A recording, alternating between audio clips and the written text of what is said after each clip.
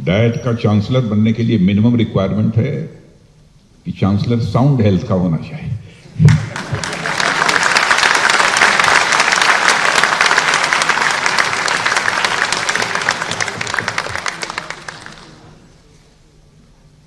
Dr. Saveer V. Kamath, Secretary, DDR&D and Chairman, DRDO, Dr. C.P. Ramnarayan, Vice Chancellor of DIET, esteemed faculty members and scholars, passing out students, अन्य गणमान्य अतिथिगण, media के मित्रों, ये देवियों व सज्जनों, आज defence institute of advance technologies के 12th कॉन्वोकेशन का पार्ट बनकर मुझे बेहद खुशी हो रही है। सबसे पहले मैं इस प्रेस्टीजियस इंस्टीट्यूशन से ग्रेजुएट होने वाले आप सभी लोगों को ढेर सारी अपनी बधाइयां देता हूं और साथ ही आपके उज्जवल भविष्य के लिए मैं हार्दिक शुभकामनाएं भी देता हूं।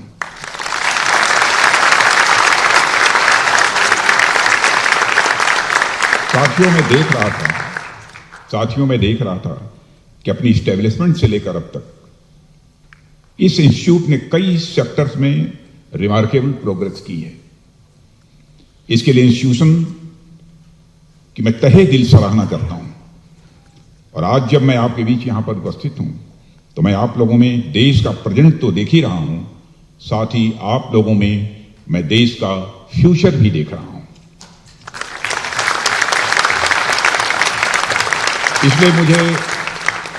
इसलिए मुझे ऐसा फील हो रहा है कि यह एक अच्छा ओकेजन है और आप लोगों से इस बारे में संवाद करने का कि दुनिया कैसे तेजी के साथ बदल रही है। नेशंस के बीच पॉलिटिकल और इकोनॉमिक इक्वेशंस तेजी से बदल रहे हैं, इससे आप सभी अच्छी तरह परिचित हैं। साइंस एंड टेक्नोलॉजी में बड़ी तेजी से चेंजेस भी आ रहे हैं और इनके पैरेलल ही वारफेयर में भी बदलाव तेजी के साथ हो रहा है। वैसे तो आप सभी इस बात से परिचित हैं कि डिफेंस सेक्टर में एडवांस टेक्नोलॉजीज की इंपॉर्टेंस बहुत तेजी से बढ़ी है, लेकिन मैं अपनी तरफ से भी कुछ पॉइंट्स पर आप सबके सामने मैं रखना चाहूंगा और आपसे बात करना चाहूंगा। साथियों, पिछले कुछ डिकेड्स में हमने देखा है कि पूरी दुनिया में जितनी तेजी से बदलाव हो रहे हैं उससे कहीं अधिक तेजी से वारफेयर के तौर तरीके भी बदल रहे हैं। ट्रेडिशनल वार से खतरे तो हमारे सामने हैं ही, साथ ही उनसे आगे बढ़ते हुए अब बिल्कुल नए प्रकार के डेंजर्स हमारे सामने मंडराने लगे हैं। आज दुनिया में वाटर, लैंड और एयर के साथ साथ साइबर और स्पेस से जुड़े खतरे हम सबके सामने आ रहे हैं। नॉन काइनेटिक अथवा कॉन्टैक्टलेस वारफेयर जैसे कंसेप्ट ने डिफेंस सेक्टर में एडवांस टेक्नोलॉजी की नेसेसिटी को पहले से कहीं ज्यादा इंपॉर्टेंट बना दिया है। इसलिए हमें यह ध्यान रखना होगा कि अगर हमारी एडवर्सरीज के पास हमसे एडवांस टेक्नोलॉजीज हैं तो आने वाले समय में यह हमारे लिए परेशानी का सबक बन सकता है। इसलिए हमें बदलते परिवेश के साथ साथ टेक्नोलॉजिकल एडवांसमेंट की तरफ भी तेजी से बढ़ना ही होगा।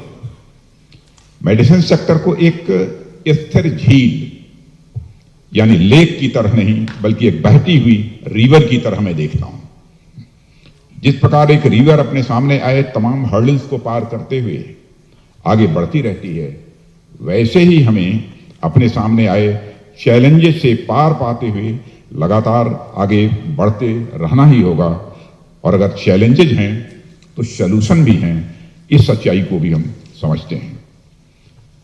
साथियों, अगर डिफिकल्टीज हमारे सामने आ रही हैं तो उन डिफिकल्टीज में अपॉर्चुनिटी भी शामिल है। आवश्यकता है तो बस उस अपॉर्चुनिटी को यूटिलाइज करने की। ऐसे में हमारे इंस्टीट्यूशंस पर भी यह जिम्मेदारी बढ़ जाती है कि वह एडवांस टेक्नोलॉजी में रिसर्च बेस्ड एक्टिविटीज में तेजी लाएं तथा इस दिशा में अपने इफर्ट्स और अधिक बढ़ाएं, जिससे भारत किसी भी एडवर्स सिचुएशन से निपटने में पूरी तरह से सक्षम हो सके। साथियों, जब यहां पर डायट के प्रोफेसर, ग्रेजुएट्स तथा अन्य रिसर्च स्कॉलर्स उपस्थित हैं तो मैं आपके सामने डायट की स्थापना को लेकर भी कुछ बातें रखना चाहूंगा। आप सभी जानते हैं कि डिफेंस सेक्टर में रिसर्च कितना आवश्यक है। बिना कटिंग एज रिसर्च के हम दुनिया के साथ कदम से कदम मिलाकर किसी भी सूरत में नहीं चल सकते हैं। इसलिए हमने शुरुआत से ही रिसर्च एंड डेवलपमेंट को विशेष महत्व दिया है।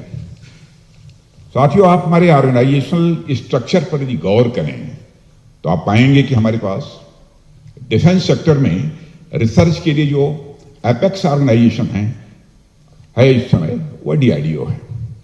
आज डीआरडीओ की लगभग 50 से अधिक लैब्स देश के डिफरेंट पार्ट में इस्टेब्लिश्ड है। कोई लैब एरोनॉटिक्स के क्षेत्र में रिसर्च कर रहा है, तो कोई आर्मामेंट्स के क्षेत्र में, तो वहीं कोई मिसाइल और रडार के क्षेत्र में भी रिसर्च कर रहा है। कहने का मतलब यह है कि सारे लैब्स किसी न किसी स्पेसिफिक सेक्टर में यह रिसर्च कर रहे हैं और उनका रिसर्च आमतौर पर फोकस्ड, सेक्टर स्पेसिफिक और प्रायः इंक्रीमेंटल होता है।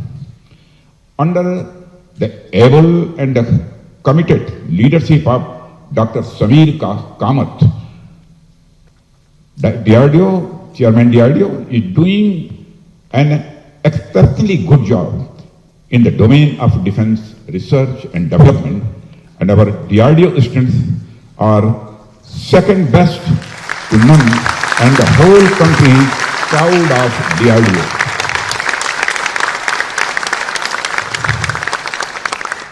साथियों, इसके अलावा आप देखेंगे कि हमारे पास एकेडमिया है, ISC, IITs, यूनिवर्सिटीज आदि भी हैं जो रिसर्च के क्षेत्र में लीडिंग पोजीशन पर हैं।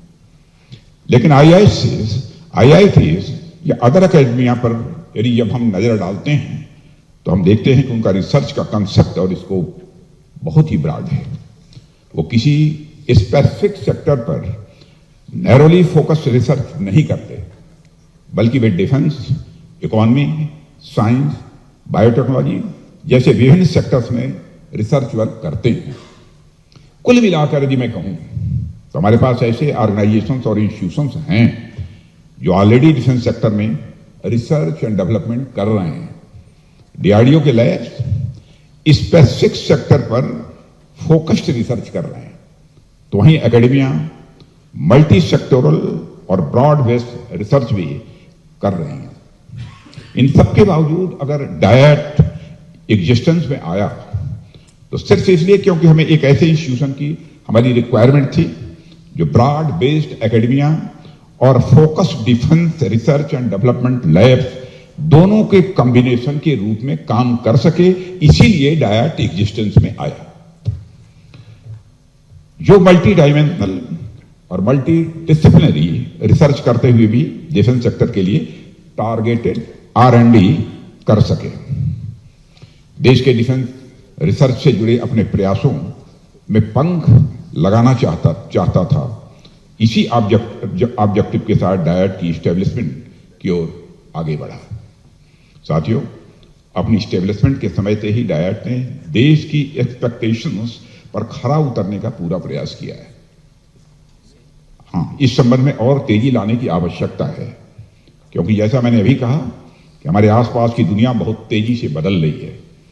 हमें भी उसी के अनुसार बदलना ही होगा और मुझे विश्वास है कि डायट उन सारे ऑब्जेक्टिव्स को प्राप्त करने में पूरी तरह से कामयाब होगा और जिन ऑब्जेक्टिव्स को ध्यान में रखकर इसकी इस्टेब्लिशमेंट की गई थी। साथियों, रिसर्च एंड डेवलपमेंट की एक और एस्पेक्ट पर मैं आप सबसे चर्चा करना चाहूंगा। वह यह कि हमें डिफेंस सेक्टर में ऐसे इनोवेशन को बढ़ावा देने की जरूरत है जो डिफेंस के लिए तो यूजफुल हो ही, साथ ही सिविल सेक्टर के लिए भी वह उतने ही यूजफुल हों। आप मेरी बात समझ पा रहे होंगे कि हम जानते हैं कि कटिंग एज टेक्नोलॉजी और डिफेंस रिसर्च के बीच एक गहरा रिश्ता है, गहरा नाता है। इसे एक दो एग्जाम्पल से देखते हैं। हम सब जानते हैं कि आज जो नेविगेशन सिस्टम हम सबके मोबाइल में है, जिसे आप सब जीपीएस के नाम से भी अच्छी तरह जानते हैं, उस नेविगेशन सिस्टम की शुरुआत डिफेंस रिक्वायरमेंट्स के लिए की गई थी। लेकिन आज हम देखते हैं कि यह सिस्टम सिविलियन लाइफ का इंटीग्रल पार्ट है।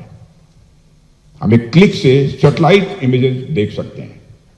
दुनिया के किसी भी कोने में हमें जाना होता है तो हम तुरंत गूगल मैप्स ऑन करते हैं, डेस्टिनेशन एंटर करते हैं और हमारे लिए रास्ते खुल जाते हैं। इसके अलावा आज हम प्लास्टिक सर्जरी का जो मॉडर्न स्वरूप देख रहे हैं, यह भी डिफेंस सेक्टर के साथ गहराई से जुड़ा हुआ है।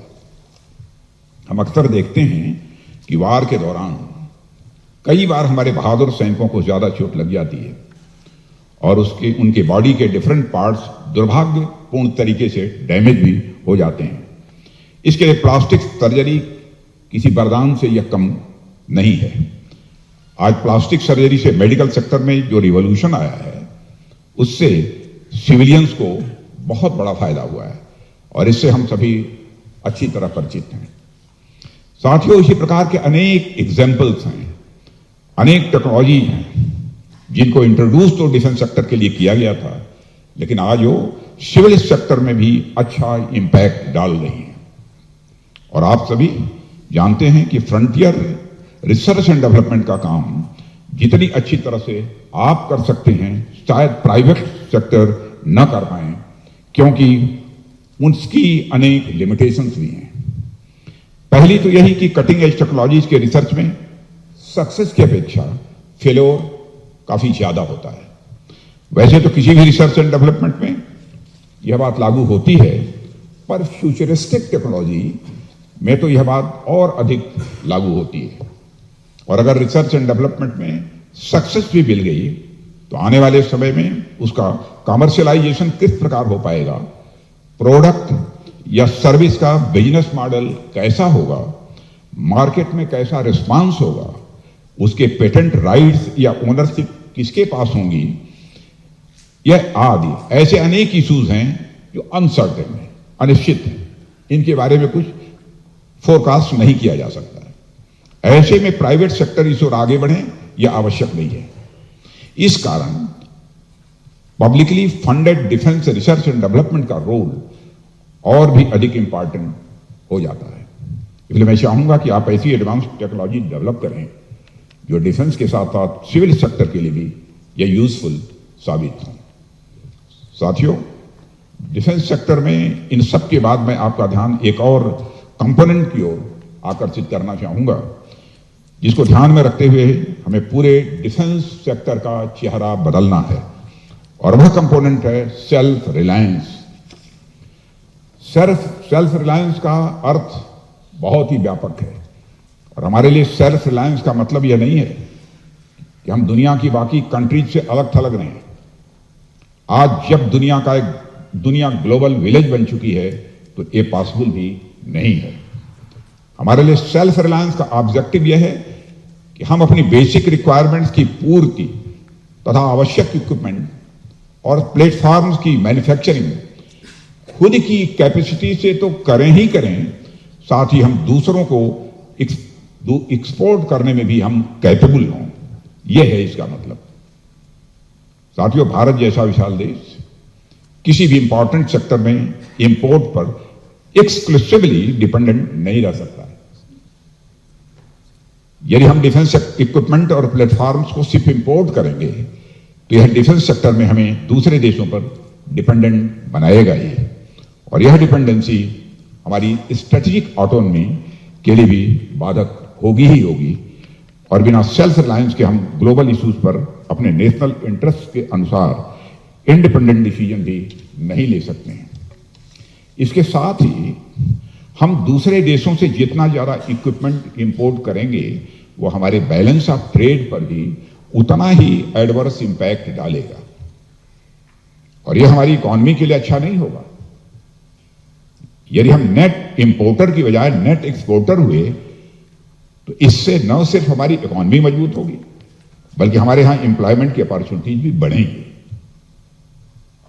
साथियों, कहते हैं कि किसी भी चीज की काबिलियत तभी परखी जाती है जब हमें यह पता चले कि उसे खरीद कौन रहा है।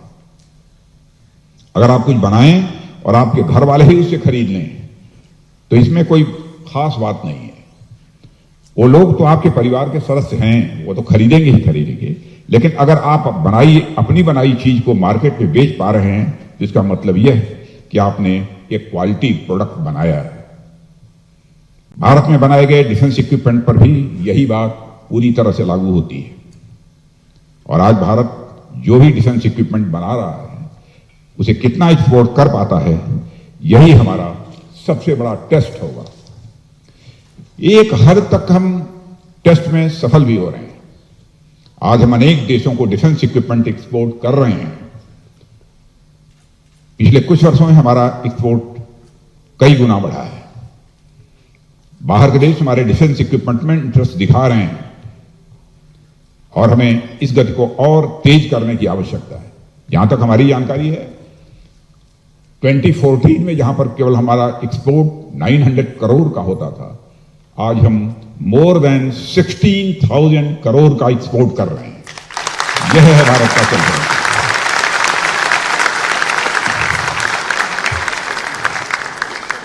The steadfast commitment of our government towards self-reliance is seen in the promulgation of 4 positive indigenization lists for armed forces, under which 411 systems, equipment, etc. are covered. Similarly, we have just promulgated a 4th positive indigenization list for DPSUs, taking the number of import embargo items to 4,666.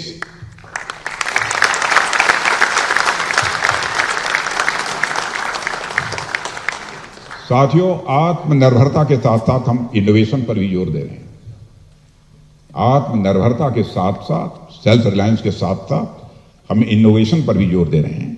और भारत आज startup का दूसरा सबसे बड़ा hub है, जिसका मतलब यह है कि हमारे देश में इनोवेशन अधिक हो रहे हैं। सारी दुनिया इस सच्चाई को स्वीकार कर रही है और डिफेंस सेक्टर में भी इनोवेटिव आइडिया हमें लगातार मिल भी रहे हैं। साथियों, डिफेंस इंडिया स्टार्टअप चैलेंज के पिछले 7 एडिशंस में 6,000 से अधिक एप्लीकेशंस का आना यह बताता है कि भारत के स्टार्टअप्स डिफेंस सेक्टर के इंडिजिनाइजेशन में बड़े पैमाने पर कंट्रीब्यूशन दे रहे हैं। अपने सारे ऐसे स्टार्टअप्स को मैं कांग्रेचुलेट करना चाहता हूं। अब पहले की तुलना में ज्यादा पेटेंट फाइल किए जा रहे हैं, जो इंडिजिनस डिफेंस सेक्टर की इनोवेटिव प्रोग्रेस का एक पॉजिटिव इंडिकेशन है। साथियों, सरकार द्वारा उठाए गए इन स्टेप्स का ही नतीजा है कि आज भारत राइफल से लेकर ब्रह्मोस मिसाइल्स और लाइट कम्बैट एयरक्राफ्ट से लेकर इंडिजिनस एयरक्राफ्ट कैरियर तक का निर्माण अपने देश में ही कर रहा है।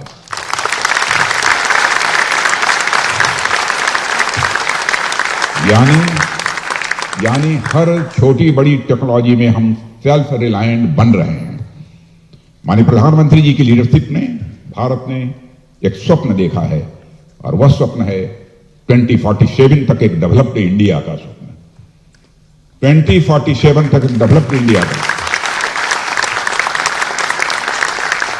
इकोनॉमी की साइज का जहां तक सवाल है, आप सभी जानते हैं कि 2014 में यहां पर इकोनॉमी के साइज के मामले में हम 10th पोजीशन पर खड़े थे, 10वें स्थान पर खड़े थे। आज हम दुनिया की टॉप 5 इकोनॉमी में आकर खड़े हो गए। बड़े माने जाने इकोनॉमिक एनालिस्ट, इकोनॉमिस्ट अब यह कहने लगे हैं, इस पॉसिबिलिटी को भी रूल आउट नहीं किया जा सकता कि 2027 आते आते भारत दुनिया की टॉप 3 इकोनॉमी में खड़ा हो जाए।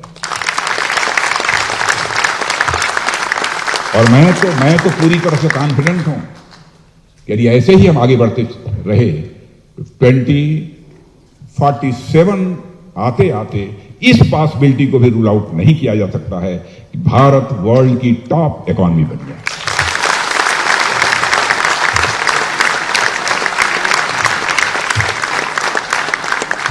और मैं यह मानता हूं कि हमारा यह ड्रीम तभी पूरा हो पाएगा जब हम सब अपनी कैपेसिटी का फुल यूटिलाइजेशन करें। साथियों, इस इंस्टीट्यूशन ने आपको जो कुछ भी सिखाया है और उसके आधार पर आप जो कुछ भी करेंगे, वह काम बाहर की दुनिया में जाकर आपकी और इस इंस्टीट्यूशन की आइडेंटिटी क्रिएट करेगा। आप सबने रामायण न पूरी पढ़ी होगी, लेकिन थोड़ी बहुत मैं समझता हूं जरूर पढ़ी होगी। नहीं पढ़ी होगी तो सुनी होगी, यदि नहीं भी सुनी होगी तो कम से कम देखी होगी। जब हनुमान जी लंका में माता सीता को ढूंढने निकले थे और अशोक वाटिका में जब माता सीता ने हनुमान जी से उनका परिचय पूछा, तो हनुमान जी ने यह नहीं बताया कि वह बेहद शक्तिशाली हैं। उन्होंने कई राक्षसों का वध किया है, उन्होंने बचपन में सूर्य तक को भी निगल लिया था, यह नहीं बताया। हनुमान जी ने तो माता सीता से विनम्रता पूर्वक यह बोला कि राम दूतमय मातु जानकी सत्य शपथ करुणा निधान की। हनुमान जी की पहचान उनके इंस्टीट्यूशन स्वरूप भगवान राम के पहचान से थी। उन्होंने कहा हमारी पहचान इन सब सारी चीजों से नहीं है कि हमने सूर्य को भी निगल लिया था, हमारी नहीं है कि हमने कई राक्षसों का वध किया। यह हमारी आइडेंटिटी नहीं है, यह हमारी पहचान नहीं है। हमारी आइडेंटिटी, हमारी पहचान जो है वो भगवान राम के पहचान में ही मिली हुई है। हमारी पहचान भगवान राम के कारण है, यह हनुमान जी ने कहा था। महाभारत में भी अर्जुन से जब उनका परिचय पूछा जाता है तो वह स्वयं को द्रोण शिष्य अर्जुन कहते थे। द्रोण शिष्य अर्जुन, अपना परिचय अर्जुन देकर नहीं बताते, मैं द्रोणाचार्य का शिष्य अर्जुन हूं, द्रोण शिष्य अर्जुन कहते। कहना मैं क्या चाहता हूं? कहना मैं यह चाहता हूं कि आप अपने इंस्टीट्यूशन के नाम से, यानी डायट के नाम से बाहर पहचाने जाएंगे। और इसके साथ यह भी उतना ही सही है कि यह इंस्टीट्यूशन भी आपके ही वर्क से, आपके कामकाज से दुनिया में जाना जाएगा। आने वाले समय में आप लोगों के वर्क्स, आप लोगों के काम इस इंस्टीट्यूशन को डिफाइन करेंगे। इसलिए आपके सोल्जर्स पर यह दोहरी रिस्पॉन्सिबिलिटी है कि आप अपने साथ साथ अपने इंस्टीट्यूशन और नेशन का नाम ऊंचा करें। मैं चाहूंगा जिस ज्ञान को लेकर आप यहां से जा रहे हैं, इसकी ज्योति समस्त समाज में फैलनी चाहिए, सारी दुनिया में फैलनी चाहिए। और आज हम जो कुछ भी कर पा रहे हैं वह इसी सोसाइटी द्वारा दिए गए रिसोर्सेज से ही संभव हो पाया है। इसलिए नेशन और सोसाइटी के प्रति हमारी रिस्पॉन्सिबिलिटी सबसे ज्यादा होनी चाहिए। और मुझे विश्वास है कि डायट और आप सब जिस प्रकार से आज तक ये रिस्पॉन्सिबिलिटी निभाते हैं, आगे भी इसे जारी रखेंगे, मेरा पक्का भरोसा है। और आप सभी आज जिस स्थान पर हैं वहां तक आपको पहुंचाने में आपके पेरेंट्स, आपके स्पाउसेस, आपके डिपार्टमेंट बॉसेस, कोलीग्स और सबऑर्डिनेट्स आदि कई लोगों का कंट्रीब्यूशन होता है, इसे भी न भूलें। और मैं आपके माध्यम से उन सबको भी कांग्रेचुलेट करना चाहता हूं।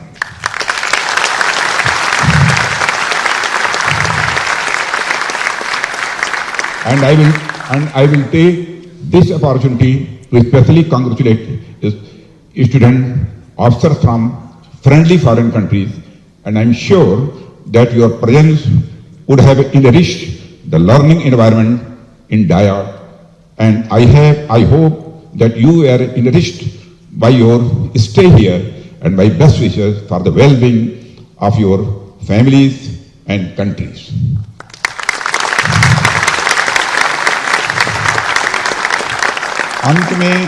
अंत में मैं एक बार फिर से आप सभी को अपनी हार्दिक शुभकामनाएं देता हूं और इस शुभकामना के साथ अपनी बात समाप्त करना चाहूंगा कि आप इसी प्रकार डिफेंस सेक्टर के चैलेंजेस के इनोवेटिव सॉल्यूशन के लिए काम करते रहेंगे और अपने एफर्ट से देश की सुरक्षा व्यवस्था को और अधिक आप मजबूत बनाएंगे। इन्हीं शब्दों के साथ पुनः मेरी तरफ से आप सबको हार्दिक शुभकामनाएं। आप सबको बहुत बहुत धन्यवाद। जय हिंद। एबीपी माझा, उघडा डोळे बघा नीट।